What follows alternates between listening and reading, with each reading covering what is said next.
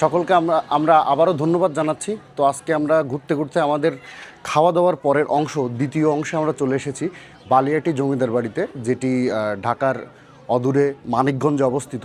তো আস্তে আস্তে আপনাদেরকে দেখানোর চেষ্টা করব যে আমাদের জমিদার বাড়িটি যেটি রয়েছে এটির ইতিহাস ও ঐতিহ্য। তো এই যে জমিদার বাড়ি, তিনটি পরপর বিল্ডিং রয়েছে এখানে, এই জমিদার বাড়ির যে সুন্দর ইতিহাস এবং যে সুন্দর কারুকার্য, ইতিহাসের প্রতিটি পাতায় পাতায় এই জমিদার বাড়ির প্রত্যেকটি অংশে যেন ইতিহাসের গন্ধ আমরা পাই। এবং এই ইতিহাস যেটি আমাদের জীবনের সাথে, আমাদের ঐতিহ্যের সাথে, বাংলা সংস্কৃতির সাথে যুক্ত, সেই ইতিহাসের প্রত্যেকটি পাতার ভাঁজ আমরা খোলার চেষ্টা করব।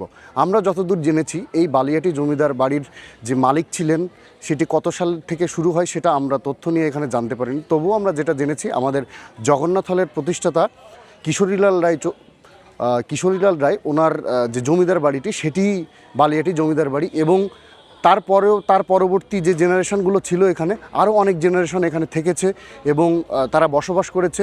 হয়তো কিছু বছর আগে থেকে, আমরা সঠিক জানতে পারিনি, কিছু বছর আগে থেকে বালিয়াটি জমিদার বাড়ির যে থাকাটা বন্ধ হয়, কিন্তু এর যে সৌন্দর্য, যে বিউটিনেস, এটি আসলে মানুষকে মনোমুগ্ধ করে। এবং আপনারা দেখতে পাচ্ছেন যে এখানে কত মানুষ এসেছে এই জমিদার বাড়ির যে নৈসর্গিক সৌন্দর্য বা যে ঐতিহাসিক গুরুত্ব এটি দেখার জন্য।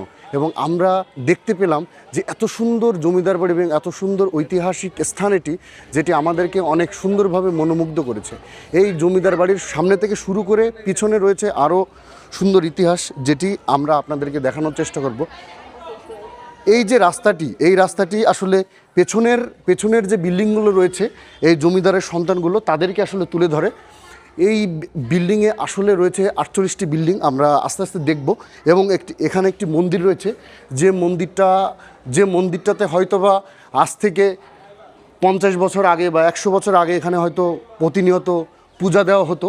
এই যে মন্দিরটি রয়েছে আপনারা দেখতে পাচ্ছেন, এই মন্দিরটি অসাধারণ মন্দির। এই মন্দিরে হয়তো আগে পূজা দেওয়া হতো। এখানে জমিদার সন্ধ্যা পুজোর জন্য যে মালামালগুলো সেটি পাশের রুমে রাখতো। এবং এই জমিদার বাড়ির পেছনের অংশ হচ্ছে এই মন্দিরটি, অতীব সুন্দর এবং তাৎপর্যময় মন্দির। এবং এর যে কারুকাজগুলো, মন্দিরের যে ডিজাইনগুলো, এটি আসলে মানুষকে খুব মুগ্ধ করে এবং এই মানুষের মুগ্ধতার টানে বারবার ছুটে আসে এই মন্দিরে। এবং আমি আসলে বাংলাদেশের যে প্রত্নতত্ত্ব বিভাগ তাকে ধন্যবাদ জানাবো, কারণ এত সুন্দরভাবে এই জমিদার বাড়িটি গুছিয়ে রাখার জন্য বা এই জমিদার বাড়িতে সংরক্ষণ করে রাখার জন্য প্রতিনিয়তই যে মানুষ এখানে আসে, এই যে সৌন্দর্যের টানে, তাদের যে সৌন্দর্যের তৃষ্ণা, এটির জন্য নিবারিত হয়। এবং আরও একটি জমিদার বাড়ির অংশ আমরা আপনাদেরকে দেখাবো, এখানে রয়েছে, আসুন।